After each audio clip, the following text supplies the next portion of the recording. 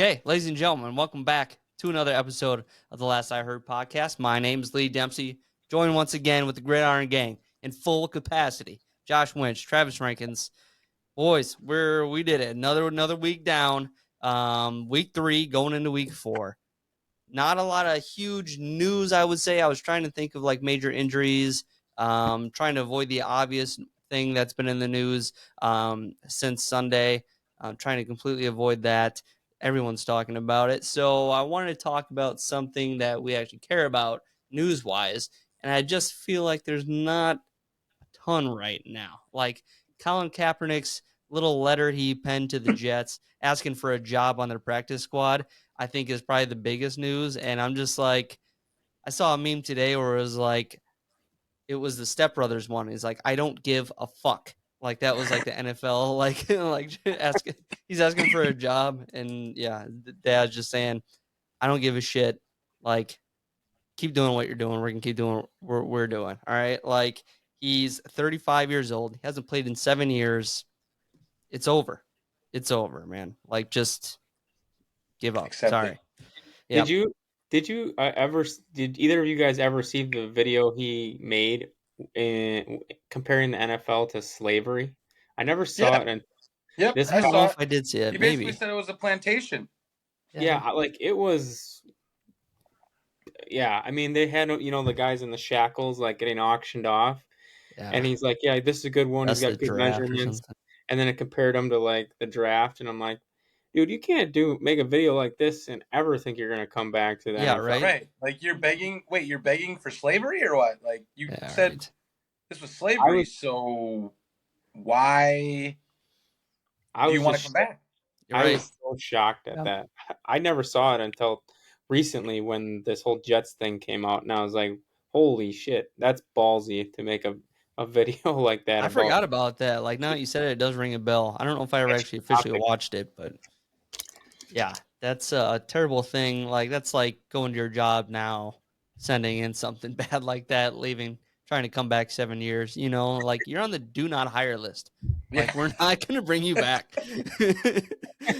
You're like one of the boldest letters. Like, you and Ray Rice are not coming back. When they see you apply, they just all send a group text and laugh about it. That's right. It's all just a joke. Oh, that's too good. Yeah. Other than that, it felt like there wasn't that much news going around in the NFL. Yeah. Do you guys have anything that you wanted to like? Let's talk about the Miami Dolphins here, winning 70-20 against the Denver Broncos. The reason that I think it's really noteworthy to me, 100%, is because the Denver Broncos were supposed to be so much improved under Sean Payton, and we're supposed to see a new Russell Wilson, and it was all Nate Hackett, and he ran a shit show here. It was a circus. Didn't he call him out literally in the media and say this? Well, I'm pretty sure he never gave up 70. Yeah. One of the worst performances in NFL history. Did you see the tackling? I saw or lack thereof, a chain like go and basically shed like 12 guys. They put Sean Payton out on the field there, and he still couldn't get him. Like, yeah, and I'm at the game, and I have no idea that this is happening. And then, like, after the game, I look, and I'm like, 70-20. Yeah, you're looking like, what? This is real? This isn't like West High football in Green Bay, Wisconsin? Like, this is like real NFL football? But I thought it was classy that Mike McDaniel did not kick that field goal. I would not have either. Yeah. There's no point. Just kneel the ball. You don't need the record. You proved your point. And they didn't even try to run up the score like that. It's just they couldn't tackle. They couldn't stop a nose. They had backups in. They had backups in throwing touchdowns. They literally quit. Those guys quit. So stock down to Denver Broncos and Sean Payton this week. Stock down. So far down. That was one of the most interesting games I've seen. Because you're right, the tackling was atrocious. It almost felt like the Dolphins felt bad heading into the fourth quarter they had the second, third stringers in there. They're trying not even to score, and they're still scoring touchdowns. I mean, HA had 3 touchdowns. Mostert had 3. It was just like everyone's had a record day. Yeah. It was wild. I've never seen anything like that before, where they basically could do whatever they wanted to do on any given. Tua was 100% completion heading in half. He was Jeez. 16 for 16. It was a joke. I was watching it on the regular TV because we were down in Florida, and that was obviously what was on. And then I turned on Red Zone because I'm like, well, this is ridiculous. I can't continue to watch this. But it was just Sean Payton. I mean, to trade a first and second round pick for him, you got to be scratching your head at this point. If you're Denver, what do you do? Yeah. I mean, if the season continues the way that it does, let's say you don't have a great season, which doesn't look like they're going to, you end up with a top 5 pick. Do you take a quarterback? Start all over? I mean, is that really the approach you want to take? I felt like hiring Sean Payton was to win now, and Right. clearly the product doesn't match that performance. So, yeah, that was a very interesting game for both teams. I think for Dolphins, a statement, and then for the Broncos, an embarrassment. Mm-hmm. Yeah. I'd say the other one that really stuck out to me was the Texans over the Jaguars. I was pretty shocked by how well CJ Stroud played in that game. He's on. I mean, we all have ripped Ohio State quarterbacks up and down, and I'll be the first one to admit I'm first in line when that comes up. But he's not throwing an interception, over 900 yards passing. I think he's in the top 5 in the NFL right now for passing yards. Is pretty incredible, especially considering he's had 3 or 4 of a starting offensive line out the first 3 games. So the guy's been hit and beat up a lot. And to be able to see how he's performed these first few weeks is impressive, especially in that game against the Jaguars. I don't know if it's more the Jaguars not showing up or the Texans playing well, but either way, it doesn't matter. He played really well, had some really impressive throws. And obviously to walk away from the start of the season being 1-2, I think they would take that given how many injuries and where they're currently at starting rookie QB. I was pretty damn impressed. So what I thought was probably a lock for a division heading into the year looks anything but at this point. Mm-hmm. Yeah, I mean, another big one there, Jacksonville I had in my survivor pool, and they lost for the 10th time out of 11 games now against the Texans. So never pick a team, even when you think they're about to win, even when it's a 9-point spread. Don't do it. If they own them, just pick the other team. I learned that this week. That happened a lot last year. Like, we were looking through games, and no, you're not done, are you? In my league, I'm not, but in like our Circus Survivor League, we are out, and we are also out in. I'm also out in another one. Yes, so I have one survivor left only. After 3 weeks, going into week 4. Though. I mean, this week I felt like was the. I mean, obviously you have the Cardinals, Cowboys, but there was just no consistency to who. I mean, I didn't look at our picks yet, but I don't want to know how I did because it certainly wasn't a good week. Dude, the cold Shane Steichen, man. Uh-oh. I tell you what, he has his team playing hard. That is one of the. I mean, they could be 3-0 at this point. Arizona Cardinals, a team that all of us thought would go 0-16, maybe 1-15, heading into the season. Pretty incredible to see what he's done there. And with a lot of players that people don't know who they are or have been looked over in the past, look at Josh Dobbs as a classic example. But if you look on that defense, too, there's a lot of people that are just making plays and playing really hard. It's fun to see. I mean, I like that stuff. It's not the video game Kyler running around back there anymore. So, right. Well, I really like it when, they were in that weed and boys phase. And now they're crying about every little thing. Remember when they were, Super Bowl contenders already week 1, week 2? Yep. And now the sky's falling, and now Dallas is back to being Dallas. We all knew that was going to happen. It's just a matter of time. I mean, Stephen A. already got to do his little laugh that he does whenever they lose. And he does his little chuckle into the camera, but yeah, it's a great sight to see when the Dallas Cowboys are losing against a team that was supposed to go 0-16 this year, and they're actually, like you said, they're actually surprising a lot of people, and they actually think they can win games with Josh Dobbs. So Yeah. look out when a team thinks they got hope, and you see the opposite spectrum where the Jets, you think they had a great roster, and now everybody's hating on everybody. And I saw a little report today that someone threw a football at Robert Saleh's head, and all of a sudden a fucking fight broke out. I don't know. That shit's just going crazy in New York, Wow. and I'm just having some popcorn, enjoying the show. Yeah. I kind of like it. It's kind of funny to me to see everything in shambles, and yeah, it just goes to show, like I said, though, if you don't have faith in a quarterback, your whole locker room could be fucked. Yeah.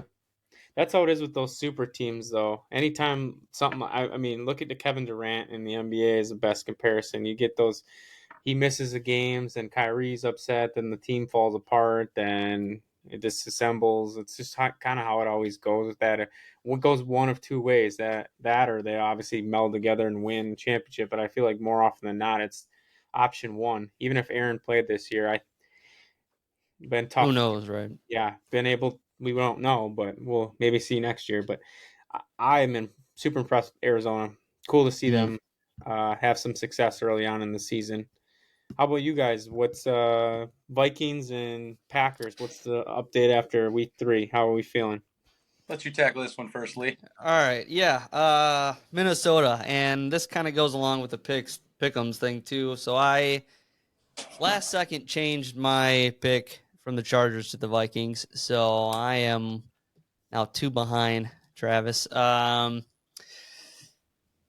Yeah, I kind of thought like, yeah, there are a lot of missing pieces on the Chargers. I think the Vikings do have a better shot than what I'm giving them a chance for. It is the Chargers kind of thing where Brandon Staley will throw away a game because of a stupid decision. And it did come down to that. Yep. It did come down to that. The dipshit goes for it on his own, like 20 on 4th down, doesn't get it. And the Vikings move the ball, don't clock it, which is my biggest issue of all. I don't care about all the other excuses and shit that happened. Clock the damn ball. You got a 1st down. Stop it. You got like 40 seconds left at that point. That's every down you could use for that. Like, that's insane to not take your time. Like, I saw it right away and just in real time. Kirk's doing this, trying to hear. I can see somebody, it was probably Hawkinson. I can see his arms kind of like going down, like trying to quiet the crowd. Like, hey, it's way too loud. And I'm like, yeah, he can't hear what the hell's going on, which he says that, but still, I think it's a damn stupid excuse. But then Hawkinson doesn't get the ball either. He had a chance. That's a touchdown. You have it. And it pops out. Like, it's just classic Viking, like, football going on right now, week to week to week. You need the Vince Lombardi soundbite. What the hell's going on out here?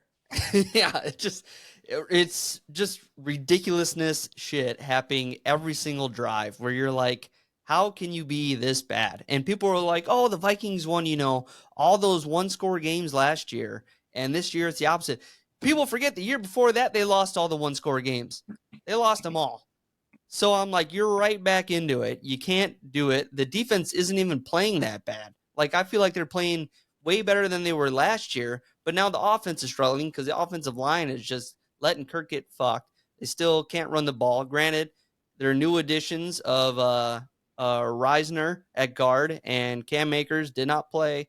Reisner played a few snaps, but Akers not at all. So it's like, I'll give you a little more chance this next week, but I truly think out of the play calls of how many times they failed in the red zone, you got to be tanking. Like, how do you not get in as many chances as they did against the Chargers? Like, they should have honestly whooped the shit out of the Chargers for how many opportunities they had, and they just never capitalized on any of them. So I'm like, you just must be tanking. Like, and Kirk is out there. He's looking like a superhero on the stat board. Everyone's like, yeah, Kirk looks great.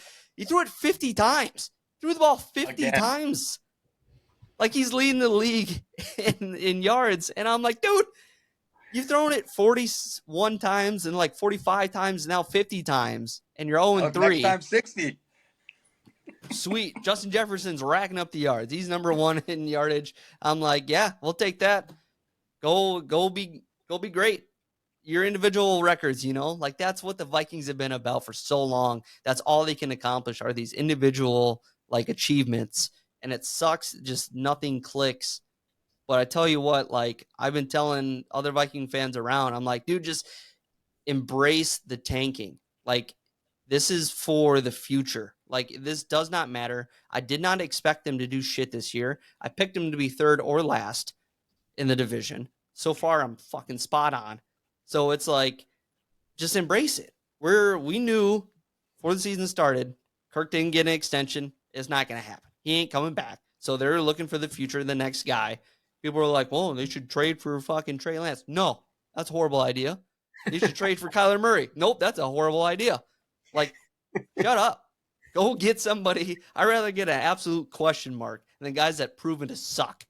Like, I don't want someone who's worse than Cousins for more money. And I'm like, fuck that. So, yeah, like I said, I'm embrace the tank. Let's go for it. I don't care about this season. Whatever happens to individual achievements, cool. That's sweet. That's it. Yep. On to Carolina. That's a hell of a synopsis. I'm on the same page as you, though. At this point, I don't think there's a comeback because they've had so many chances in these games to put themselves in a situation and be in a better spot so far this season. The division is tough. The Packers and Lions obviously face off this week. Both look very good. I'm with you. And this is the best draft for quarterbacks, maybe. Yeah, that's why I'm okay too. If it's not even number 1, ever remember. Yeah, I mean, there might be 6 quarterbacks taken in the first round this year's draft. I wouldn't be surprised at all. So, if this is a year, I mean, there's a lot of opportunities, a lot of potential for some really good quarterbacks coming out of college. That's for sure. I saw something on Brandon Staley's like analytics sheet. Some looked like they like Trey colored it. It was like scribbles, dots, like smeared paint. Is this what he uses for his analytics sheet? That JJ Watt was just funny as hell on McAfee today about it. He's like, I cannot believe.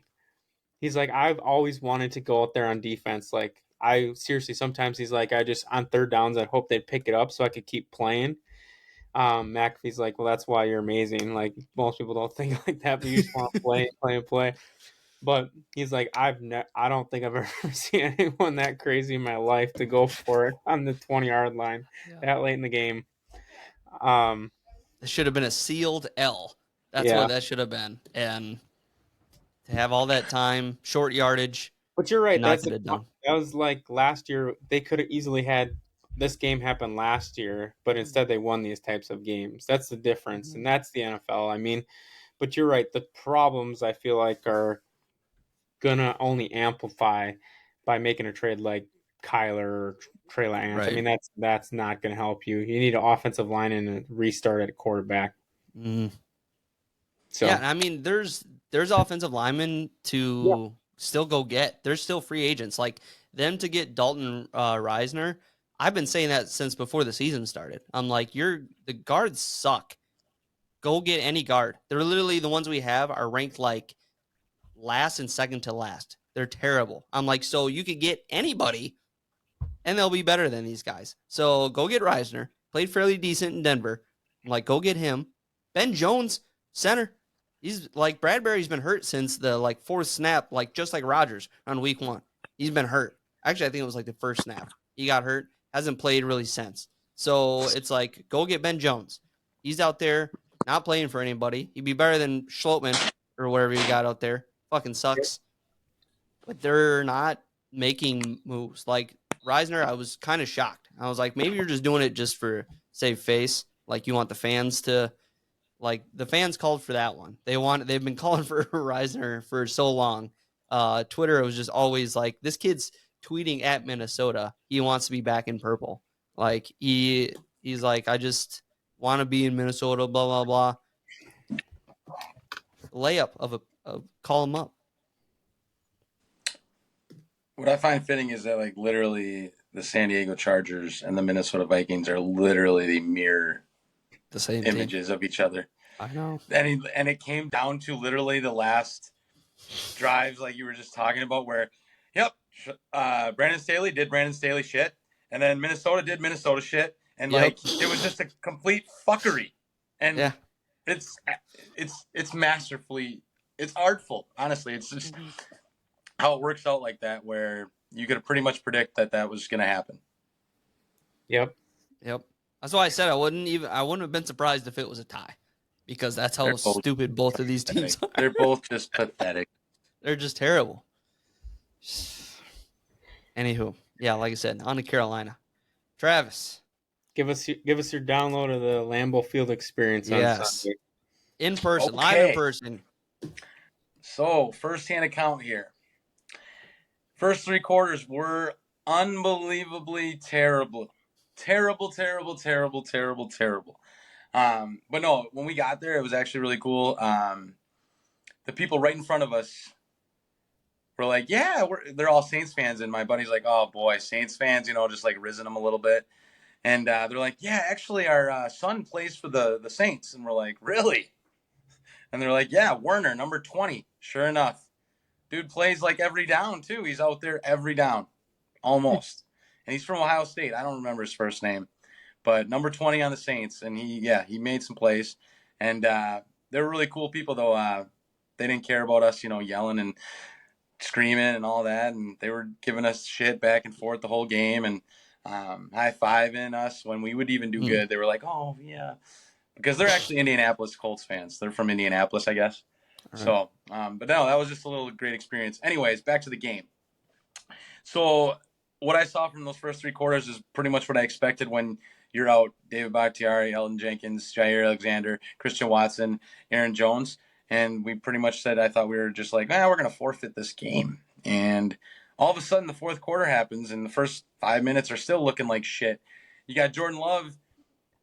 We're finally driving down the field, and he misses a throw to a wide open guy on 4th and 3, and he's wide open. And he thought he was going to keep going, and he didn't, and it was just miscommunication. And that's where he thought, okay, this game's over. We're just not going to score. And somehow, some way, dude, Jordan Love just flipped a switch and just started making throw after throw after throw. First 3 quarters, he was struggling, throwing the ball, not accurate, and all of a sudden, he just started ripping it and right on the money. And the receivers, who were dropping some as well, just started making unbelievable catches. Romeo Doubs on the sideline, I don't know if you guys saw that one, where he picked it up basically off the ground almost. Like, just, it was such a perfect pass that he had to lead it so far onto the sideline. And no one thought he was in bounds, and sure enough, he's in bounds. It was crazy. It was sick. And then Jaden Reed dropped 3 balls in this game, comes back and makes an unbelievable diving catch. And then LaFleur goes for 2 when it's 17-9. We score and we're going for 2, and I'm sitting here going, no. What are we doing? Why are we doing this? Why are you trying to go for 2 and then have to go for 2 again if you don't get it? Like, I just kick the field goal and then go for 2 and then try to win the game. I'd rather do that. And then they got it, and they're like, well, what do you think now, buddy? And I'm like, well, I mean, sure, hindsight, great, yeah. but like, Hindsight, I don't think I would have done that. I don't think I would have went for 2 there. But, hey, I like the call aggressiveness. I love it. Yep. The way he thought I get it is, hey, you're either going to go for the 2 and make it once, and then you're just going to kick the field goal, or what are the chances of you missing 2 in a row, two-pointers? So that's what the analytics say is do that twice, and you're not going to miss it both times, chances are. So I see what the thinking is there. But some balls there. And then just to let Jordan Love sling it, man, he looked cool, calm, collective, had poise throughout the entire game. I'm sitting here being negative Nelly and being such a pouty pants and, screaming and yelling. No one on that sideline did, ever. Jordan Love did not. He never thought they were down and out. Like, he literally felt like they were able to still drive down the field, score some points, start getting in a groove, and start doing things. And then on the other side of the ball, you got Rashawn Gary 3 sacks. That dude is a man amongst boys, dude. I had glimpses of Reggie White. Dude, this dude was manhandling, I think it was 70 Ramchek. I don't know. I think that's his name. But, man, he was just owning him. He'd power move, and then all of a sudden he'd okey doke him. Like, he didn't know what he was doing, dude. Dude, he only played 23 snaps, and he had, I think, 5 pressures in those 23 snaps. He had 2 pass defense, I think. He had 3 sacks. I mean, dude was just balling. And again, I'm going to keep saying it. I was wrong about that guy. People say I don't say I'm wrong ever. I was wrong, dude. That dude, sign that dude. Pay that dude. He is worth all of the money. Trust me. That dude is a man amongst boys. But no, good team win for the team. Just like I said, it looked like complete shit. 17-0, left for dead, and they somehow pulled it out. And those were games last year we would have never done that. Right. Last week against Atlanta is the games we had last year. Well, this week we turned it around. We played 3 bad quarters, and then we played 1 fucking unbelievable quarter.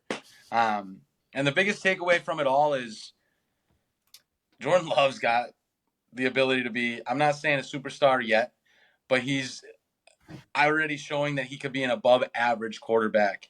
Mm-hmm. And that's all we want, really. I mean, I'm not asking for a Hall of Famer. I'm not asking for an unbelievable superstar once again. But, I mean, his trajectory right now is just like, his stock is just through the roof. And I just love everything I'm seeing from him. And I'm just glad he's proven me right as well, because I did believe in him, and I still believe in him. And he's giving me all the reason to keep believing in him. So excited for this week against the Lions. Big game coming up, and I think we're going to have a lot of our guys back, except I heard already today David Bakhtiari's out for the game. Elton Jenkins out for the game. But Jones and Watson are in. I don't know about Jair Alexander yet. I haven't heard anything on him. Yeah, that had to be a hell of a game to be at. 3 quarters of agony and then 1 quarter of pure joy. And unbelievable. Yeah. Ecstasy. I was excited for you. I did not think they had it in them, I'll be honest, heading in the 4th quarter. Me either, man. Me either. Didn't look good. Love stock is through the roof too. You're right. I think a lot of people are buying in on his stock for sure around the league right now. He just continues to grow each week. Everything you hear about him in the locker room is so positive too. I think that's the biggest part about it, is the change from him to Aaron is the approach with his teammates in the locker room is night and day different. Right. And whether he makes mistakes or whether he's playing well or not, I think they all have his back and want to win for him. And I think that's going to, whether it's this season or into the future, be really a great thing for the Packers. So, yeah, huge matchup tomorrow night. I'm excited for that one. That'll be a great game. Oh, yeah, it's going to be a great game. As long as we're on the NFC North, I told you guys I'd share my stat of the day here. So yeah, I don't have stat of the day music. Oh, okay, we'll get some loaded in. I'll get it. I haven't played this one yet. Go Pack, go, motherfuckers! I got that one. I got the. All right. I like that. Yeah, I don't have the. They probably fucking ran out of that soundtrack on Sunday. Yeah, we should have played that. The record broke. The mighty Dolphin. Let's see. What do I got? Right here? I got the hot take. That Hansel's so hot right now. That's good. That's probably the best one I got for you. Stat of the day. Stat of the day. So a team that wishes they had Jordan Love, the Chicago Bears, quarterback Justin Fields. So stat of the day I heard on Justin Fields is the Pro Football rankings. Pro Football Focus rankings for quarterbacks are scale of 0 to 100 for quarterback's performance. So just to give you some perspective, I got to throw this out there because he's leading college football. Tyler Van Dyke has a QBR for Pro Football Focus right now through 4 weeks of 94.5, which is the highest in college football. Last season, he was at 66%. So obviously that's a huge jump. You usually don't see quarterbacks take that big of a jump one season over another. So Justin Fields right now, through 4 games in 2023, his Pro Football Focus QBR stat, which just measures analytics, how many throws have basically should have been picked off for bad plays, Yeah. etc., is 1.5. Get out of here. Yeah. What? 1.5.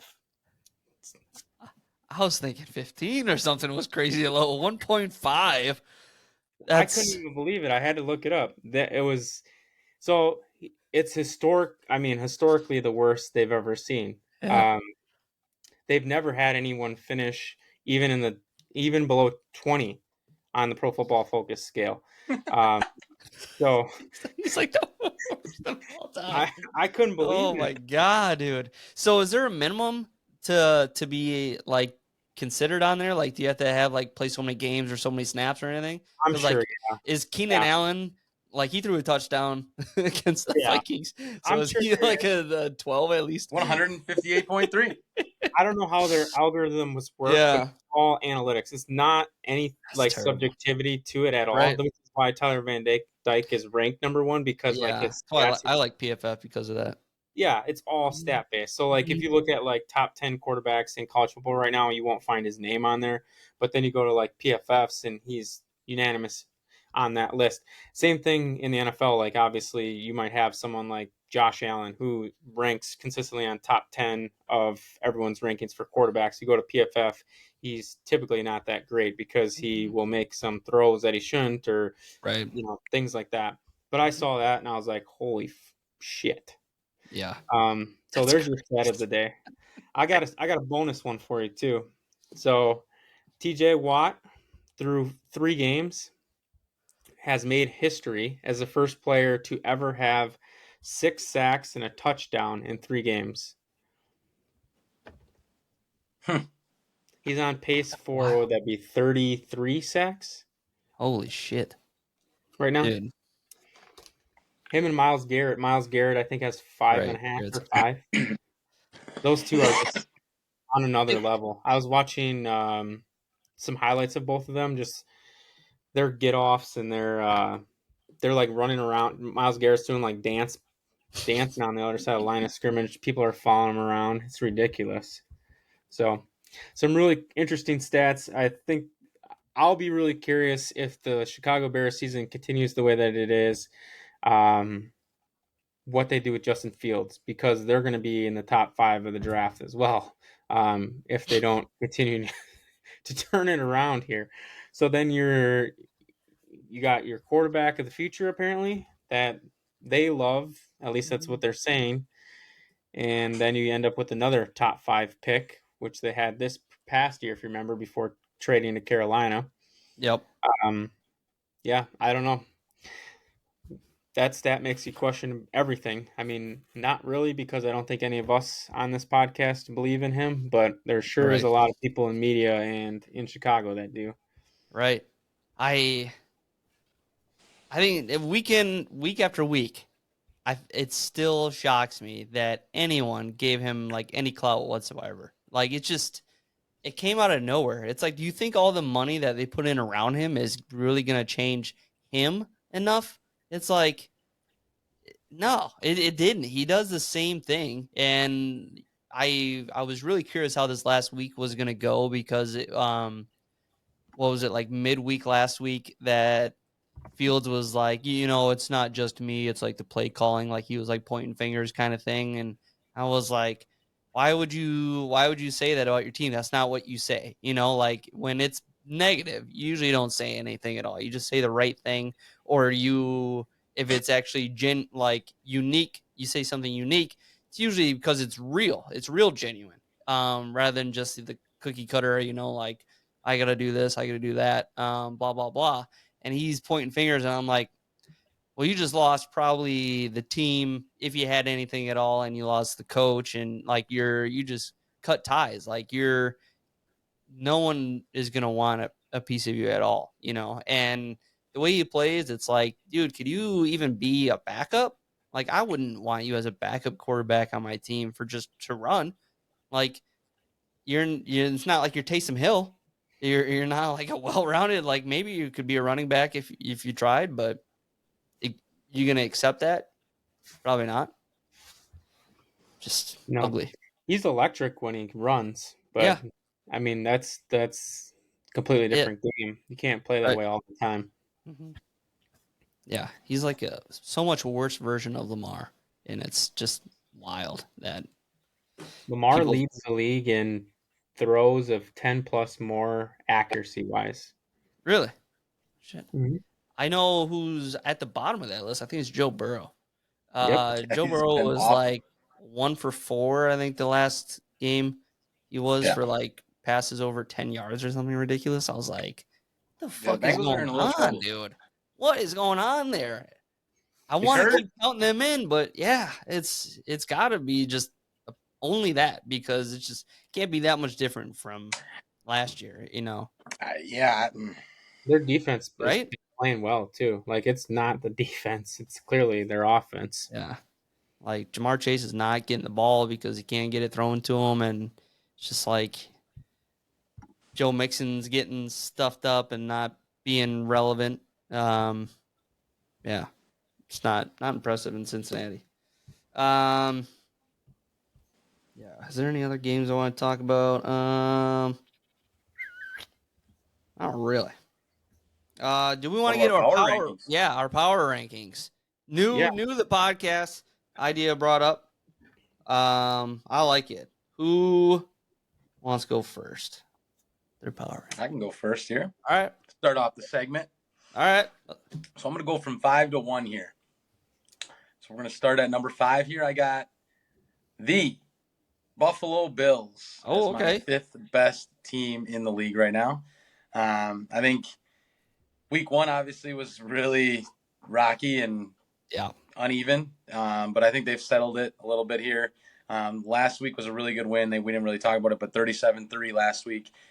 Good win, good convincing win. You only can play who you play on your schedule. Now this week they do play the Dolphins, so we're really going to see what they're made of against the Dolphins. So that should be a good matchup. But number 5, the Bills. And on to number 4, we have your defending Super Bowl champion, Kansas City Chiefs, at the number 4 spot right now. Okay. Wow. I don't like – I mean, they haven't really looked the greatest. I mean, obviously last week they looked good against the Bears, but everybody's looks good against the Bears. I mean, they made Jordan Love look like a Hall of Famer already. And then last week they made Baker Mayfield look great. And now this past one, the Chiefs just did what the Chiefs do. And you had Taylor Swift in attendance and able to give a fuck yeah up against the glass there. So Chiefs at my number 4 spot right now at the time being. And number 3, we've got, they haven't been that impressive, but I got the Eagles here at number 3. Still dogs on both sides of the ball. I still like what they're doing. I think Jalen Hurts is going to come along here. I mean, they've been a little shaky with their pass game and whatnot, but their run game's still good. Their defensive line's great. I still like their team. I like their coach, Nick Sirianni. I think, they'll be fine. So number 3 team, Eagles. Number 2, we got the San Francisco 49ers as the number 2 team right now. Now, this could be them number 1 next week, depending on how this Bills-Dolphins game goes. But the Niners, both sides of the ball are unbelievable. Brock Purdy makes the right play at the right time every time. He's undefeated as a starter. They have studs on both sides of the ball. Nick Bosa. You got George Kittle on the other side. Deebo Samuel just breaking tackle after tackle. How can you tackle that guy? You got Ayuk, who didn't even play last week, and he's a beast too. He's actually Purdy's probably favorite target. Then you got other guys that fill in for him. And obviously, you got Kyle Shanahan. So Niners, number 2 team in the league. Very well could be number 1. But right now, we're going to go with the Miami Dolphins. The number 1 team in the league right now. How can you not, when they just put up 70 points? I don't care who they played. That's very hard to do in an NFL game because I don't know the last time I saw anybody score 60 in a game, let alone 70, okay? And they could have went more. So the Dolphins right now, they are just faster than everybody times 100. Dude, you ever watch Tyreek Hill run? I mean, it looks like a UFO on the field. Like he's just hovering and just. And they did this without Jalen Waddle. They did this with a quarter of backups, and they still could not be stopped. I mean, and I love Mike McDaniel. I think that dude's a character. I love him. He's really funny, and he doesn't take the game too seriously, but he does take it seriously, which obviously I take it very seriously. So you need that little, little oddity in him sometimes to make the game light and fun. But no, Miami Dolphins right now, the defense, though, I don't think they'll be at number one the whole year, but the defense is just not where it needs to be yet, but I think they'll get that right with it'll be good enough with that offense. And Tua right now, MVP of the league. 100%. Through the first 3 games, Tua's been definitely the MVP. Tyreek Hill's been the best wide receiver, and Mike McDaniel's been the best play caller in the NFL. So, Miami Dolphins. There you have it, folks. Travis, top 5 power rankings of the week. Week 3, folks. You need to get that soundbite.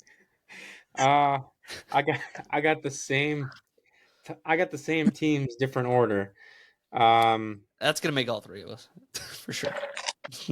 I got Bills at 5 as well. I think you spoke to that one pretty well. I don't need to get too in depth there. Allen looked better. Defense played outstanding against the Commanders. So defense plays that well. They'll be back in the AFC Championship, in my opinion. 4, I got Philly. I don't know where all the, I guess they're not playing well talk is coming from. Maybe A.J. Brown's frustrated, but the team overall has played well. Swift has had an incredible start to his tenure in Philly. So good. Sounds like you got him on fantasy, Trev. Oh, you damn right. Love it. I don't know how he didn't play week 1. I don't get that. Right. On my list, they have, I think, the second best defense. So when you get to the playoffs, obviously that's the most important thing. We're only through 3 weeks. But projecting ahead, I like Philly a lot. I think they obviously were in the Super Bowl last year. They put themselves in a strong position to start this year. And I think they're going to win the NFC East. So I got them at 4. Number 3, I have Kansas City Chiefs. Other than that Lions game, they've basically just done what they needed to do. And I feel like that's always kind of their MO. Obviously, they didn't have Kelsey for the first 2 games. I don't really give a shit, to be honest, what KC does in the regular season. Right. It's just they're going to be there. And it's just win and get in. And that's kind of been it's the Oklahoma City approach of the NBA was just to stay healthy as much as you can and get in the playoffs and then win from there. And that's how I kind of feel about the Kansas City Chiefs. They got Jones back. They got Kelsey back. Now we'll start to see him tick up a little bit here, I think, in the next few games. Number 2, I'm flipping the order from Travis. I have Miami Dolphins at number 2. I agree with everything he said. I think Tua is the MVP. I think Tyreek could also be argued to be the MVP of the league. The 2 of them are a hell of a combination. McDaniels is drawing up some incredible plays. That no-look shovel pass thing, I mean, that's cool. If you're a player, how do you not love playing for that guy? Their D-line is not talked about as much as it should be. Jalen Phillips, ex-Miami Hurricane, an absolute monster. They got some really good talent on that team. It's going to be a hell of a matchup on Sunday between them and the Bills. But I have them coming at number 2 because I think the overall best team in the NFL is the 49ers. They haven't had to really prove themselves or do anything too crazy yet, but you run through that roster and find an opportunity. They might have the best defensive end. They might have the best running back. They might have the best tight end. I mean, there's just left tackle. I mean, there's so many areas of that team that are just stacked in important positions. And I truly believe they have built this team up around Purdy, and Purdy does everything we need a quarterback to do, and picked him to win the Super Bowl to start the season, and they've done nothing to disprove that up until this point. So 49ers are my number 1 team out of week 3. I love it. Yeah, apparently we need all our own music for that or something. I don't know. We do. Theme song. Yes. Yeah. So like I said, all three of us had the same teams, a little different order. Right off the bat, I got the Eagles at number 5. I think there is just a little bit more room for improvement than what they were last year. They weren't steamrolling teams where it was just they're the obvious choice every time. But I'm still going to pick them to win most matchups this season because of their schedule is just easy as shit. But Eagles points for average 28 and points they give up 19.7. So I mean it's pretty common what we see. There's probably 3 outliers here, but and one being the Bills, but granted the Bills had that game against the Commanders this last week. So that's why I have the Bills at 4, average 30 points 4, and giving up 11 points on defense on average. So yeah, it's kind of the outlier there that put them making their defense look probably better than it really is. Still solid though. Chiefs, I got at number 3. I think the Chiefs, like you said, this is kind of their almost like a preseason game where it's like their whole season. We're just here to win games. If we feel like we need to trade some legs for some more speed later in the season, we'll probably go do that. Hollywood Brown, I swear to God, that guy's going to be a Chief before the end of the year because Cardinals are just going to be like, yeah, we like what we did this year is better than expected, but let's go get some more stuff. Go have fun in Kansas City, buddy. So that's where I think he's going to be ended for the end of the year. Number 2, and this was tough. I wasn't sure. We're dancing around, where you guys are at. Number 2, I stuck with the 49ers for now, just because I think the best is yet to come. I honestly think they play great games. They play very well, but I think they're going to have some of those games where they just dominate as well. I think that's coming for them. Just not quite yet. Average 30 points for and 14 points against. That's a damn good difference right there. However, at the number 1 spot, the Miami Dolphins, granted with the 70-point game, averaging 43.3 points for, but their defense is giving up 23.7. That's by far the most out of the defense given up out of all these Power 5 teams that I got here. But I still take them as number 1 because that offense is poison to probably every defense. It's like you said, that speed kills, and speed is everywhere on that team. They can do pretty much whatever they want. They can burn whoever they want. They can interchange players who have speed.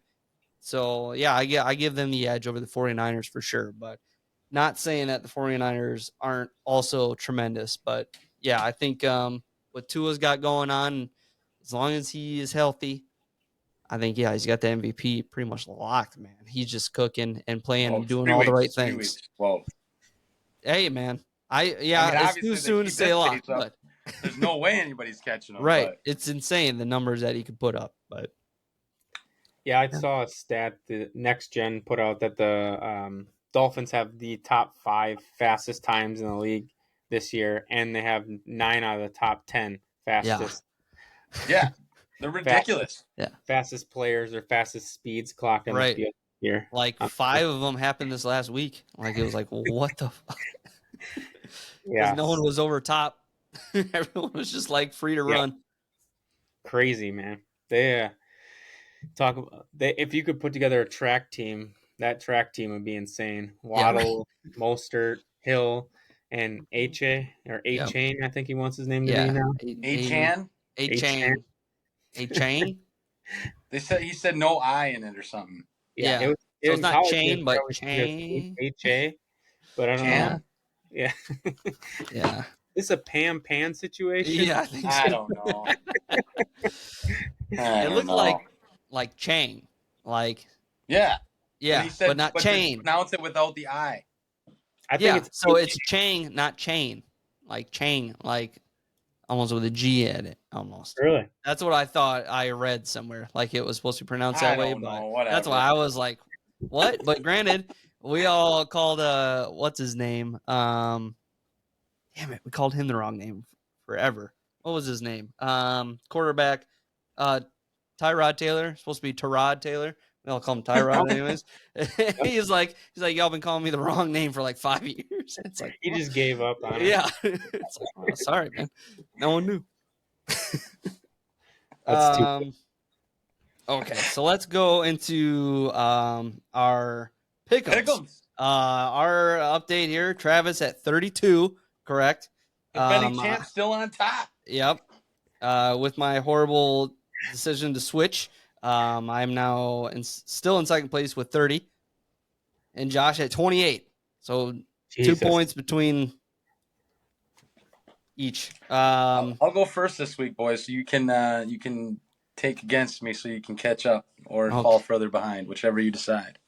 I feel like this week actually had a lot of tough ones where I was kind of nervous about. This week is really tough. Yeah, I was nervous about something. For the first game of the week, we're probably picking different. So yeah, I didn't pick my teams yet, but okay. I will you pick them in real time, baby. Yep. All right, Trav, you gonna lead us the way? Detroit, all right, at Green Bay. I can do that. Leading off the NFL slate this week, we have the Green Bay Packers hosting your Detroit Lions Thursday night on Amazon Prime, 7:15 p.m. It's a plus 1.5 point spread for Green Bay. And I actually personally think, not to be a homer, but I think this is a huge game for Green Bay. I think that's why they sat out guys on Sunday, because they were gearing up for this Thursday night game. And I really, truly believe that home field advantage is going to come through. You got the 2-time revenge game from last year where we should have won those games. In the red zone, we were horrible. I think we're going to be better this week. I think we're gonna come out of the gates and score right away. And I think we're going to win 23-20 at Lambeau Field Thursday night. Green Bay gets the victory and covers the spread. I like that. I like that score a lot. It's a good analysis. I also picked Green Bay. I think Detroit's a little too banged up for me right now. Amon-Ra St. Brown's up and down with health. Yeah. He's a huge factor. Obviously, Montgomery's banged up. He's kind of their power back. They tried Craig Reynolds out last week, and that didn't seem to go as well as what they wanted.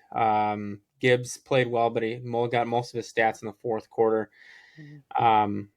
And I think Detroit's defense will play well enough. I think it's going to be a pretty low-scoring game. I think your score is pretty accurate, Trav. I'll do 21-17. Green Bay takes a game. At home in Lambeau on a Thursday night, it's going to be a tough environment for Detroit to come in and win. Mm-hmm. Yeah, I'm following along right in suit there.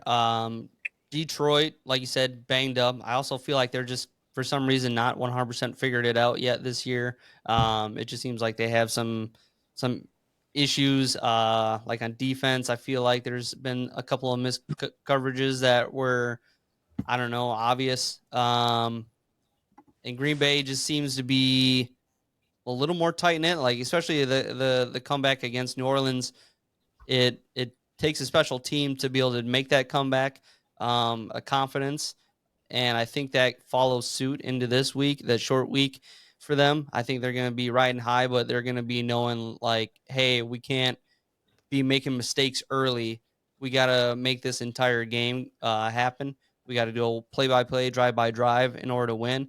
And Detroit, I think, just like I said, isn't quite there. And those injuries of being banged up and everything is hurting them. So, yeah, I'm picking Green Bay. 100% agree it's low scoring. It's also fucking Thursday night, so seems to be the case for most times. So, yeah, I'm going to do Green Bay 20-17 over Detroit. I won't say the last second field goal, I'll probably say the last minute field goal. Yeah. Next up, we got Atlanta at Jacksonville. Trav, who you got? So Atlanta at Jacksonville. You got Jacksonville on the home turf of London. 8:30 a.m. game, folks. Oh, I forgot this was a So London with game. that being said, I think Jacksonville's got the upper hand just because it's a London game. Fucking A, yeah. And Lee just found out that it's a 8:30 a.m. Forgot game. about that. This is the one where they're gonna for the kids. I think it's they're doing Toy Story on like Disney Plus or something. Oh, really? I'm I didn't definitely know that. checking that out. I'm definitely checking that out. How we're gonna be watching it. Yeah. Trey's gonna love that. That's gonna be cool, man. I'm actually excited to watch that. Like even the Nickelodeon ones, they were dumb, but they're fun to watch for a couple minutes and then switch over to the real one. But yeah, I think it'll be fun. Yeah, go ahead. Yeah, I mean, I think Jacksonville's got the upper hand here just because it's in London. They're more used to it, and they're going to be playing a couple games here, and they need a victory. Atlanta's been playing pretty good. I mean, last week wasn't a very great showing, but I do love Robinson, man. Bijan is a beast. He is a man amongst boys. But I just don't trust Desmond Ridder either. I don't like him. I don't know how the Packers ever lost that game. I like Jacksonville here to win 24-16, some weird score like that. Also, back to that Green Bay Detroit game. Did you know both times this year they're going to play on Thursday? They're playing Thursday night this week, and then they play on Thanksgiving Thursday. Oh. So it's kind of weird. That's weird. I am going to take Jacksonville as well, 31-21. Doug Peterson took over play calling in the second half of the game last week because they looked like shit, obviously, in the first half. They started to click a little bit better. I think him and Lawrence have a good chemistry, and T-Low will start to heat up over the next few weeks here and return to form. And I expect this to be the start of that. They have back-to-back games overseas, so they must love to put Jacksonville over there because they're always over there, it seems. Always. You're guaranteed a game. It is like Detroit on Thanksgiving. Like, let's put Jacksonville over there. And they're there next week again. Yeah. So, no, I like them to come on top. Yeah, I agree. I totally forgot this was the London week. And yeah, Jacksonville is always stuck there, and they seem to be the only team that is ready for it when they're there. So I'm just gonna piggyback that as well. I think Jacksonville will win. Once again, probably fairly low scoring game. Don't have faith a ton into either one of these offenses, but if I had to pick one, it's going to be Jacksonville. They at least have weapons that are, how should I say this? Overall better, I guess I want to say. Like, you don't have like Kyle Pitts, who's, somewhat irrelevant.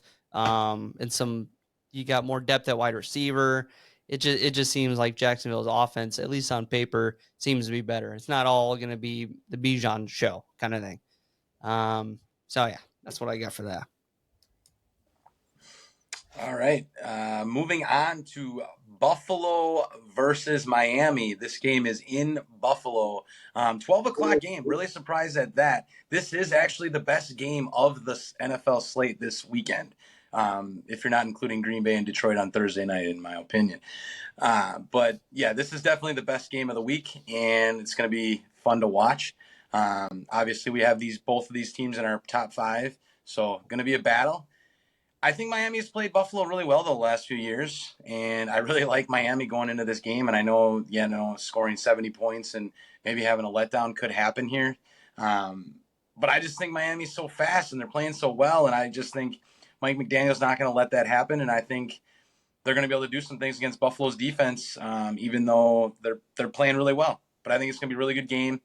I'm going to go, Miami's not going to score no 70 points this week. They're going to score I'm going to say it's going to be 27-24. Oh, wow. Miami wins.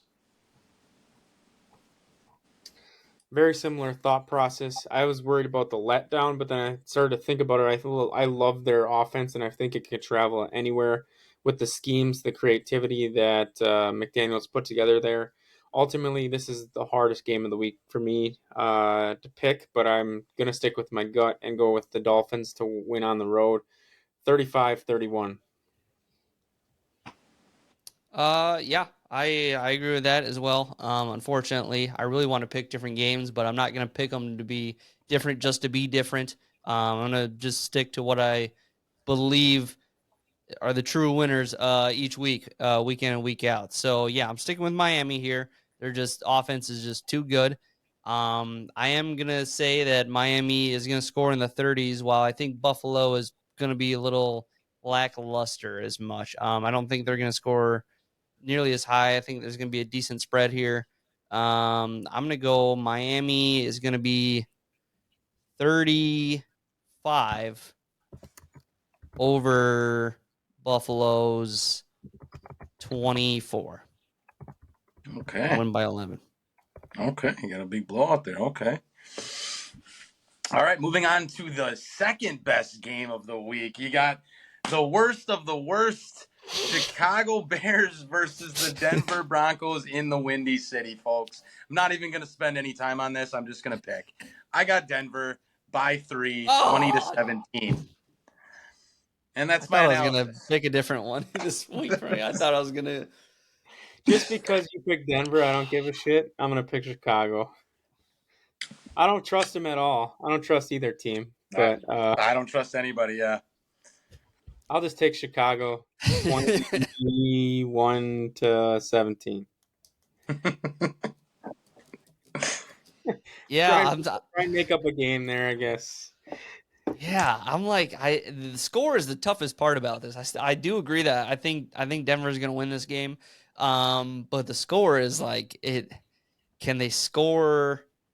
Is it going to be something stupid like 11-6, or is it going to be at least some scoring? Like it's terrible. I think Denver's defense should be able to do some big damage over Fields. It's as embarrassing of a performance they had last week. I do think that they will still look great against bad teams. Like Surtain, I don't know, he'll probably get a pick 6 against Fields or something. Like I just think this is going to be surprisingly one of the worst games for Chicago. I am going to say Denver wins. Hold on here. How many field goals can I give them? Jeopardy music? Yeah, right. Denver's going to win. Oh, I'm trying to just do the math of how many field goals I think they're going to have. Oh, my God. 19-16. Yeah, I'll go 19-13. And that is a lot. I don't even like Chicago. I feel like won't even score a touchdown. But I don't know. As long as Fields runs, I'm sure he'll run one in. All right. That was the toughest game of the week to pick. All right, folks. It's just moving along here. We got a good game now, actual good game. No sarcasm here. Baltimore Ravens at your Cleveland Browns. Mm-hmm. Cleveland won 27-3 last week against the Titans. That was a pretty good showing. Cleveland's defense has been playing really well, and Myles Garrett's been a man amongst boys, just like Rashawn Gary, even more than him. And yeah, I do like Cleveland, but I think they're going to have a letdown here in Baltimore, just coming off a loss to the Colts. I think they need this game. So I'm going to go Baltimore is going to win 23-17. I think Deshaun Watson comes back to earth after having one good game finally. If you can call it that. I am going to go the opposite route. I'm going to take the Browns at home. I think the Browns have the best defense in the NFL. Yeah. That Hansel so hot right now. If you want to know a stat that backs it up, they've allowed 0 touchdowns in the red zone this year. They've only allowed 4 possessions to even enter the red zone this year. And we all saw how horrific Watson looked in the first 2 games. I believe if Watson can play like he did in the last game, they have a chance at winning the division, which obviously would be awesome for the city of Cleveland. I don't know that he will, but I do think he plays well enough to win and get the victory on Sunday. Maybe he can throw 2 touchdowns and not throw some horrific passes. I think they walk out of there victorious 24-20. Come on.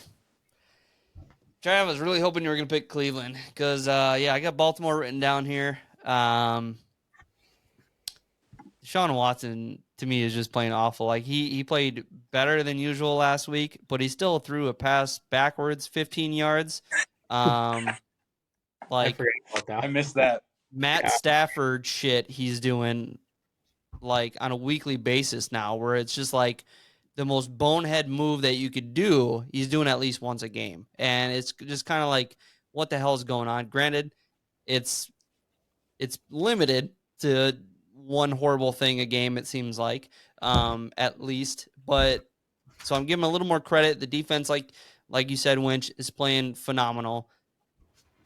But I still give it to Baltimore here. I think they can I think their offense could even pick it up even more than we think. It's not so one-dimensional. Maybe Mark Andrews gets a little more gameplay or more involved this week. Seems like he's been a little more quieter this year than he has in years past. So, yeah, I'll take Baltimore 24-17 over Cleveland. Back-to-back lone wolves for me, so I can make up some ground there. Yeah, I forgot that fucking music. You guys got your locks, by the way? Nah, I didn't look that far ahead. I will. I got one. Yeah, my lock. I got it. Okay. We didn't do it yet, right? It's not for a while yet. All right. It's going to be Kansas City. Yep. All right. So, you got Baltimore. Then what was the score? What did I say? 24-17. 24-17. There you have it, folks. We got 2 on Yep. Baltimore, 1 on Cleveland. Mm-hmm. Moving right along here, folks. We got Cincinnati at Tennessee. Another 12 o'clock game here. We got Cincinnati going to Tennessee. Tennessee coming off that 27-3 beat down. Yeah. You got Cincinnati coming off a road win a home win against the Rams on Monday night. A little shorter rest. Joe Burrow has been completely not Joe Burrow. I don't know who this guy is, but he's just not playing that well right now. He's injured. With that being said, Tennessee just looks like a mess right now. And I do like Mike Vrabel, but I don't know what's going on with his boys. They're not looking like they're playing inspired football right now. So with that being said, I think I'm going to roll with Cincinnati to get the victory here. It's going to be a hard-fought game. It's going to be another boring, kind of lower scoring game. I think it's going to be like a 20-17 Cincinnati victory here.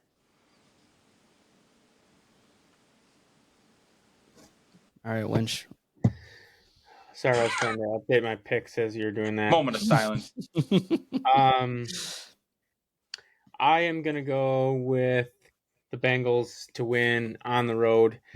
I don't know why. I don't really have faith based on the performance so far this year. But I think at some point they start to turn it around and turn on the Jets a little bit.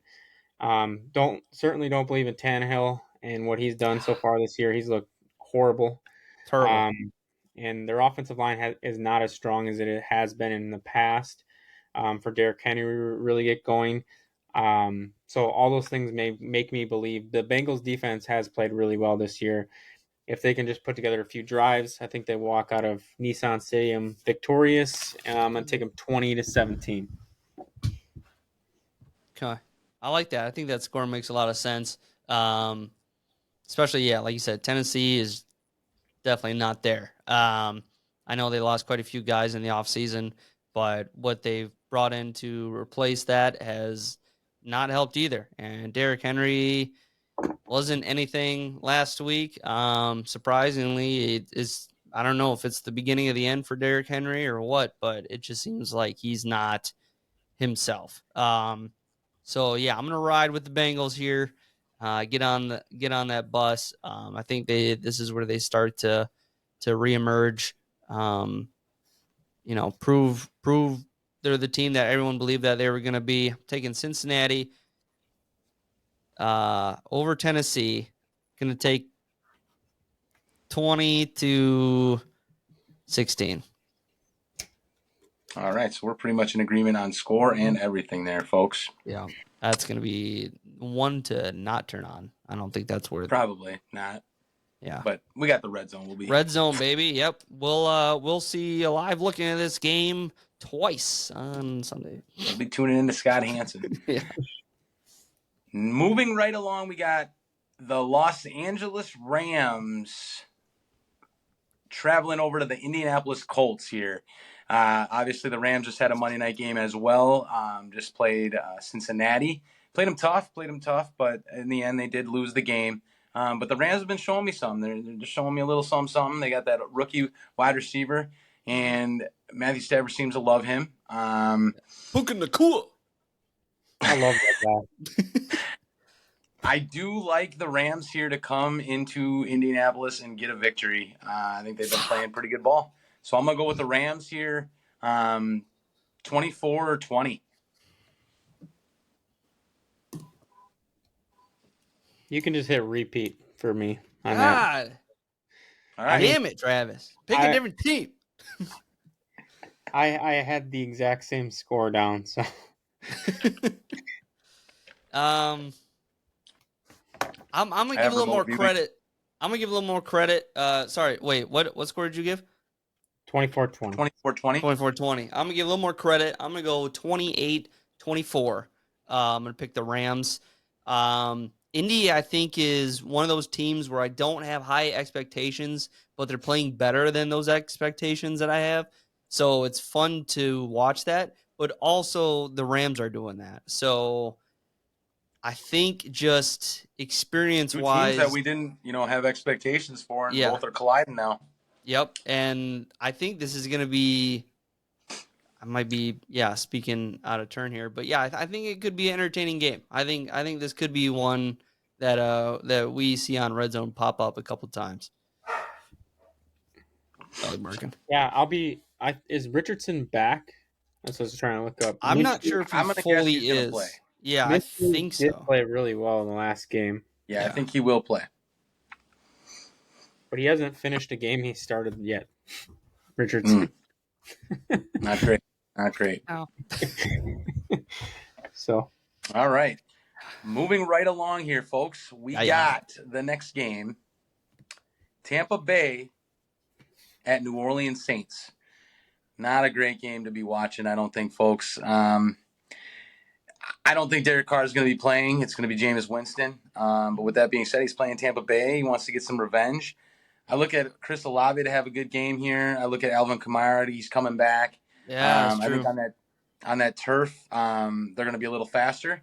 And I'm going to go with New Orleans to bounce back against Tampa Bay here because I think Baker Mayfield's going to make a few mistakes, give him the ball back, and ultimately cost his team the game. And I got the Saints going to win this game 23-19. I got the Saints also to win. I think they're underrated defensively amongst the league. They always play really well at home. And Jameis to Derek isn't that much of a drop-off, in my opinion, as long as you get the Jameis that throws 4 touchdowns instead of 4 picks, which filling in, I think he probably give you the best version. And Baker's not much better on the other side. I trust New Orleans come out on top 24-21. I love it. Oh, we got a long Tampa Bay. All right, Tampa Bay. Let's go. And you know why? Because I have all the faith that the guy that's going to show up on Sunday for the Saints is going to be Mr. 50 and 50. He is going to be throwing picks. He's going to prove that, yep, sure enough, I am number 2, and I will be number 2 for the rest of my career. There's no ifs, ands, or buts about it. Jameis Winston is going to lose this game for the New Orleans Saints. I got Tampa Bay winning. Another low-scoring affair. I'm going to go 24-13. Yeah, definitely could see that happening. All right, Lone Wolf. All right, that's the second one I think we've gotten. You missed the call on the first one with the Cleveland Browns. Winch had, had 2. I missed him. Yeah, I got 2. Oh, Jesus. Yeah. Okay. I know. Hey, should you want one right now, Winch? I'll give you one. No, I'm good. All right. I can give you. All right, moving right along here. We're going to go to brotherly love city of Philadelphia. Washington Commanders, or another team like, never mind. Washington Commanders at Philadelphia Eagles. Well, I think we're going to go with Philadelphia based on the fact that Washington is so up and down, and I don't trust Sam Howell, and I don't know what's going on there. And Philly is more complete and more well-rounded, and that is all I'm going to say about that, because Stone Cold said so. Give me Philadelphia 24-14. I'm gonna go Philly 28-14. Yeah, I'll piggyback that. I'm gonna go Philly 28-10. I don't think Washington's doing much. Agreed. Yeah, All I think right. we've seen The best version. the best. Yeah, we've seen the best of them already. Yeah, it's. Thanks for coming. Absolutely. All right, moving right along to Lee's team here, the Minnesota Vikings traveling to the Carolina Panthers. It's another noon game. I think this is where the Vikings finally get off the schneid here and get a win against Carolina. I'm not sure if Bryce Young's playing or not. I think he will be, but I'm not 100% certain on that. But give me the Vikings to win this game finally. I'm going to guess it's going to be like 30-20. Give me the Vikes. Not so fast, my friend. Just kidding. Whoa, Lee Corso, not so fast. No, I'll take the Vikings as well on to get the win. Let's see. What do I think? 24-20. So fast. I don't think they can have a game where they win by more than 7 points. So 100% agree with that. Yep, I'm picking Minnesota on this one. As much as they don't want to win football games, Carolina seems to not be able to win football games. As much as Adam Thielen, I think, is going to probably have a decent game against Minnesota because secondary is not good. I think Carolina is going to lose, like you said, one-score game. Fortunately, though, I think it's going to be like 24-17. I think it's going to be not super high scoring, but it'll be enough to get the job done. Okay. Yep. All right, the last of the noon games here. We got the Pittsburgh Steelers traveling to the Houston Texans, who have been surprising some people, folks. However, this week I think TJ Watt and company are going to come in there, stifle the rookie a little bit, and make him feel a little uncomfortable. And I think the quarterback for the Steelers is going to come in and Pickett. That's it. Is going to come in and ball a little bit finally here. And I think the Pittsburgh Steelers are going to get this win, and they're going to win in the range of 23-17. I like a pretty close game here. I do think TJ will probably get about 8 sacks against a banged up defense or offensive line for the Texans. But I do think they hang tight and hang in this game. I don't like Steelers offense one bit. I think Najee Harris is a joke. Yeah. And Pickett is so up and down, it's hard to predict. Pickens is a beast. I like him a lot. If he had a better quarterback, he would be amongst the top, in my opinion, of the league in receivers in a few years here. But anyway, I do think Pittsburgh has enough to get it done. I like them to come out on top 23-20 versus Houston. Yeah, Pittsburgh taking them. Houston just doesn't have the experience yet. A lot of youth on there to make mistakes. Although they've surprised us, I think you still got Mike Tomlin that you're going against. You know, you're going against a guy who's proven to be such a great coach with a good game plan week in and week out. So I think Pittsburgh's got enough to beat Houston here. Cinderella story is not quite there yet for Houston yet. So Pittsburgh, I'll take them 17-13. I think it's going to be fairly low scoring there. Okay. All right. All right. Starting off the 3 o'clock games, we have the Los Angeles Chargers facing and hosting the Las Vegas Raiders.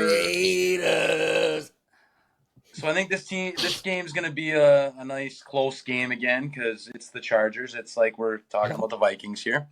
So with that being said, I do love Justin Herbert though, and I think he's going to pull it out. He's going to bail out his coach again with a dumb boneheaded play again or something.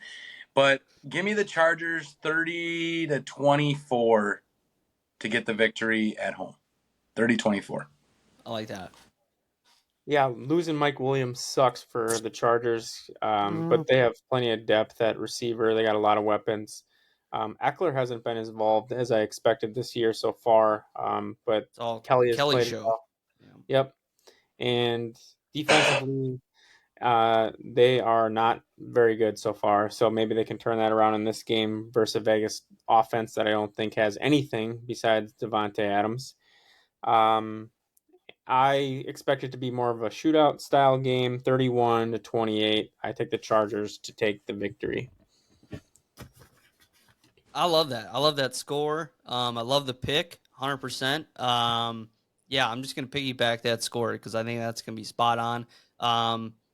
And I do want to give a shout out to Devontae Adams last week. What a game. What a game. It was like 170-something yards with 2 touchdowns. That's the Devontae that's, he's still there. He still can show that he's, a top wide receiver. The best wide receiver in football besides Tyreek Hill. Justin Jefferson. Oh, is there a guy named that? Yeah. Yeah, he's leading the league in receiving yards right now. Oh, okay. Yeah. Just but yeah, Vegas, that's all you got is Devontae. Everything else, like Josh Jacobs is doing absolutely nothing this year. Offensive line is just terrible. Jimmy G is doing Jimmy G things. You got to have a damn good team around him to make him, not an aspect that's going to be a negative to your team. And that's just not there. And in Vegas. So, yep. Whatever Lynch's score was, because that was perfect. What was it? Like 30-28? 31-28. Yeah, that was spot on perfect. I hope so. All right. Moving on to the Patriots going into the Big D of Dallas and Big Mike. This should be a good game. This is actually probably going to be the best game of the afternoon slate. So we got New England, good defense coming in. Dak Prescott in Dallas did not play good against Arizona. This is a tough one for me because I feel like Belichick's going to be able to come in, stifle Dak a little bit. And I don't know if I can trust Dallas. But they have to beat New England. They have no offense. New England has no offense. So give me Dallas to win this game 20-17. Yeah, this one's a hard one. I'm going to stick with Dallas purely because they're at home. This was in New England. I would switch my pick, but I'll take Dallas to win 24-21. I think it's a walk-off field goal type of game. Man, that's another score I like, but I'm not going to copy it. I'm going to go Dallas 21-13 over New England. New England just doesn't give me anything to look forward to in a game. Sorry, but it's just like a team. That's all I got to say about that. All right, moving right along to Travis's Lock of the Week. Travis's Lock of the Week. I think any of these. We have the Arizona Cardinals traveling to your San Francisco 49ers. And obviously, Arizona last week, huge win against the Dallas Cowboys. They're going to be flying high, folks, and they're going to be shot right down after this game, folks, because San Francisco going to come in there and they're going to beat these boys up. And when Arizona's flying high like they were, you're down. You're bound for a come down here, and that's what you're going to face here this weekend. And I got San Francisco winning 30-14. Damn, we got almost the same score. I got 34-14, the 49ers to take the victory. I do think Arizona will start a little well, but and that'll be it. The first quarter will be a little tight, and then after that, I think 49ers pull out a big victory. Arizona hasn't seen a defense like this all year yet. Arizona is going to get a good old smack in the mouth this week against the San Francisco 49ers. 49ers are going to have, this is where they're really going to separate points for and points against. So San Francisco, I got them getting probably 35-6. I think it's going to be a massive blowout. Arizona, thanks for showing up, buddies. All right. You didn't want to pick this next one as your lock of the Nah, I mean, I think it's pretty comfortable that this is probably going to be a lock. But, yeah, the next game here we got the Kansas City Chiefs going across to the New York Jets, who are in complete shambles right now. According to reports, there was a struggle in the locker room today, and apparently someone threw a football at Salah's head, and then a scrum broke out. And you got Aaron Rodgers coming on a podcast telling them they need to fucking grow up, and all this bullshit going on with New York. And I can't say that I did not predict all this to happen. Not that Aaron Rodgers would have got hurt, but I just thought it was going to be kind of a mess, and we're seeing it play out. And this can only hope that the Packers have a top 38 pick next year, hopefully. With that being said, though, I got KC coming into New York. Gonna pummel a little bit. I think it's not going to be a pretty game. I don't think Kansas City's going to score 50 points or anything like that because New York's defense is still pretty good. But New York will not score much. They will score 10 points. I have Kansas City winning this game 24-10.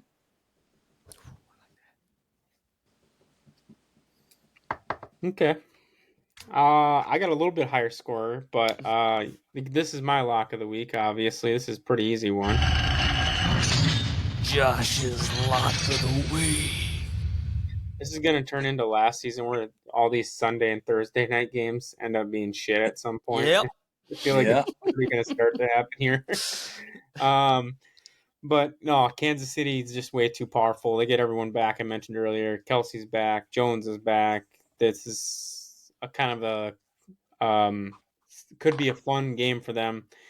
T Swift probably will be there to New York, so I'm sure she'll be there checking out the Jets stadium. But anyway, I got 35-14. I think they put up some points.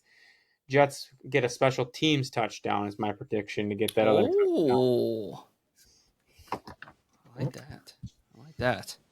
Well, New Yorkers and visitors of the great New York City, quoted the greatest city in the world, New York City. Come see the biggest tragedy on Broadway because the New York Jets are a sad, sad football team, and this is not going to be anything new since the Aaron Rodgers incident. All right, everything is going to be in shambles this entire season for you guys. Sorry. All right, this is big news for you, but Kansas City isn't coming in there. Whoop some ass because they can. And they're not even going to try that hard to do so. Mahomes is just going to keep doing his tossing the ball this direction, not looking over there. And he can do that because New York Jets stink. So I'm picking Kansas City. I'm going 35 over the Jets in their let's go 12. It's going to be sad. 35-12. Yeah. All right. Ugly. I like it. I like the analysis, kid. Is there anyone in the league that think the Jets should trade for a quarterback or just give up on the season? Just give up. There's no. Who are you going to trade for that wants to be a rental there? You know what I mean? It's like because Aaron Rodgers will come back, and then what? Yeah. That's why I think let's go get your left tackle.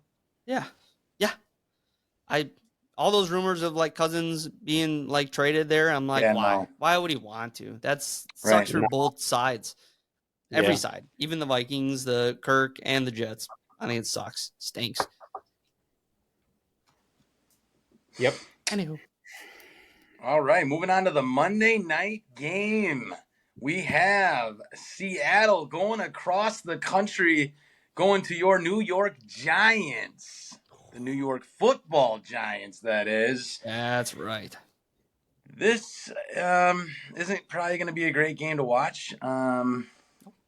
But with that being said, I just think New York is meh, not very great.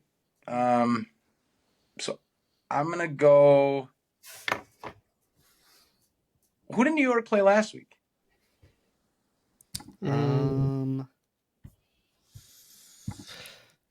You guys gotta check. I'm on it. I'll say if I switch my window again, I think it's gonna freeze.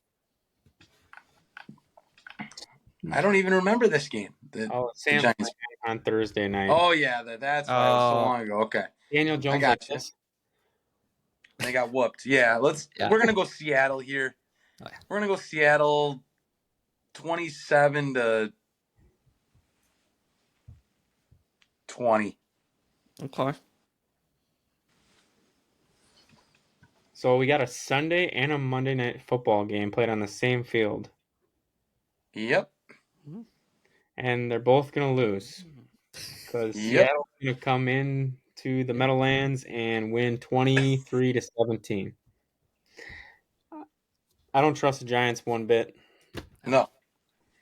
And I do like Seattle. Ever since Pete Carroll's been there, I've rooted for him, and I think he's done a great job getting the best out of his players. I really hope JSN starts to pick it up here. I think this will be the part of the season where he starts to get some touches, and I think he's a special player. The defense is always good, good enough to win this game for sure. So I take them 23-17. Love it. Speaking of the JSN thing, I also want to throw this in there. Just watching in person Chris Olave. That dude's a beast. That dude, the catches he was making just makes it that much more clear why I wanted him last year. He was making some unbelievable catches. Like, he was blanketed, and he'd just make a sick catch. Like, I was just very impressed. It was like 4 of them that I was just like, he caught that? Wow. Anyways, go ahead, Lee. What do you got? He's got really good late hands, too. Like, he'll be running and won't stick his hands out to the very last second. Yep. And that's one of the things I think he does exceptionally well. Yeah, he doesn't show his hands too early. His cards, I wanted to say. Like, there you go. But this is Lee's lock of the week. I'm picking Seattle, boys, just like you. We're following suit. New York's garbage, even with Saquon Popley coming back. I'm pretty sure he should be back.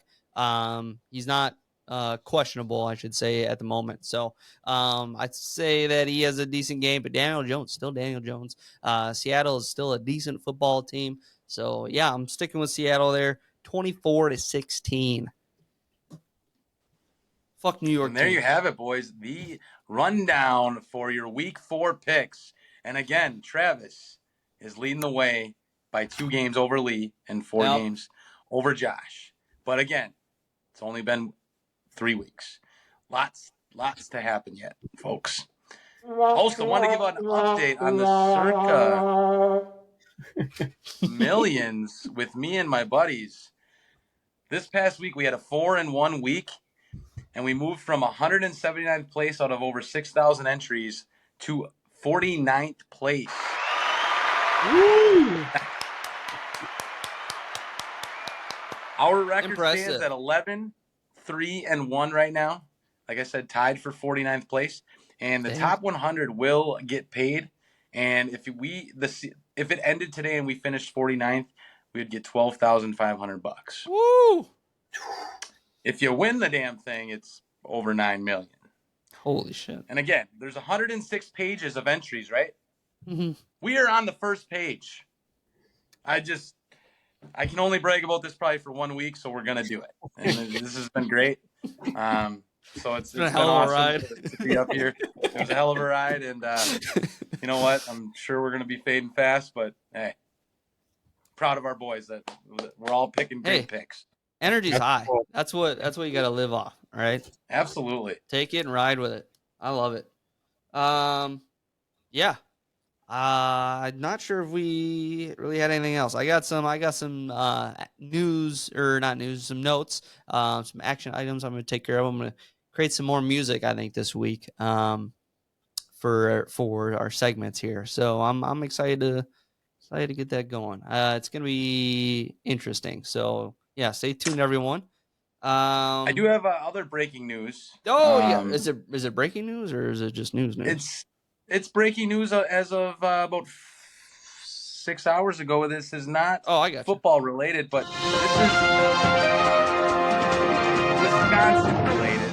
If you're a local listening to this, you'll appreciate this. The Milwaukee Bucks have traded for Damian Lillard. It is Dame time, folks. It is Dame time. Incredible. Woo!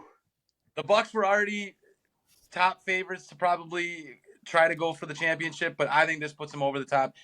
I'm really sad to see Drew Holiday go, though, because I really do like him, and I think his defense was great. And it sucks that the day before, he literally said, I want to retire a Milwaukee Buck, and I never want to leave, and I'm a Buck for life. And then all of a sudden we're like, see ya. No, you ain't. That hurts. But, hey, Bucks. Yeah. Trending upward. I like this. I think now they're going to have a scorer at the end of games. You're not going to need to rely on Giannis to charge to the court and try to make things happen when that's not his game. And then when they foul him instead, and then he can't make free throws, I think this is going to help us a lot. We needed a big shot maker at the end of games, and hopefully he can come through in the postseason. I'm not a big basketball fan. I'm not a big basketball guy, but this is great for Milwaukee, great for Wisconsin, and great for Giannis to stay here, I think, a little longer. And, just a great day for the Wisconsin fan base, folks. Yeah, I was texting. I have a bunch of guys that I work with that are Bucks guys, all fired up about it. Dame time. Everyone's amped. He's probably my favorite NBA player right now. I just love the way that he plays, his style, and his ice-cold veins at the end of games. I'm very excited. I'll definitely be buying a 0 jersey. Yeah, when I saw the news, I'm not really an NBA fan for the most part. It is fun to watch highlights of Giannis, and to get like that outside guy, just to have two different stars that play very differently, I think is gonna be phenomenal. It's not one of those where it's like, well, there's only one ball kind of thing. This is a perfect balance, I think. So I think I might even watch some NBA games this year because that sounds like fun. That sounds like a great team. Like that's something substantial to be excited about. So yeah, that might get me into basketball. We'll see. There you go. October 26th, he debuts with the Bucks. It's gonna be right fun. around the corner. Maybe I even go to a game. How about that? There you go. You should. Well, that'd be crazy. I've never been to a professional basketball game. I haven't been to a game in the Pfizer Forum. I've been to. I haven't been to a Milwaukee Bucks game since 2006. Oh wow. Who is that? TJ Ford? Something like that. I have a TJ Ford jersey. Got a Goodwill. Yeah. Some good years.